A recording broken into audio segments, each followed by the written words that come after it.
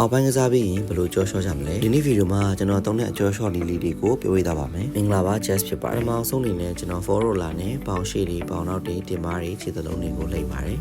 ပြီးရင်တော့ကျွန်တော်တို့ပေါင်နောက် hamstring တွေကိုကြောရှော့ပါမယ်တစ်ဖက်ကိုစက္ကန့်20စီနဲ့ကျွန်တော်တို့နှစ်ကြောလောက်လုပ်လို့ရပါတယ်ပြီးတော့လို့ရှိရင်ကျွန်တော်တို့တင်မားကြက်သား glue ကြက်သားတွေအတွက်ကျွန်တော် stretching လုပ်ပါမယ်တစ်ဖက်ကိုစက္ကန့်20ကျွန်တော်နှစ်ကြောလောက်လုပ်ပေးပါပြီးရင်တော့ကျွန်တော် hip flexor ကို stretching လုပ်ပါတယ်တစ်ဖက်ကိုစက္ကန့်20လောက်နှစ်ကြောလောက်လုပ်ပေးရပါတယ်နောက်ပြီးပေါင်တွင်းကြက်သားတွေအတွက်ကျွန်တော် butterfly stretching လုပ်ပါမယ်ခြေဝါးနှစ်ခုကိုပို့ပြီးတော့ဒူးနှစ်ဖက်ကိုဖြည်းဖြည်းသိချပေးပါ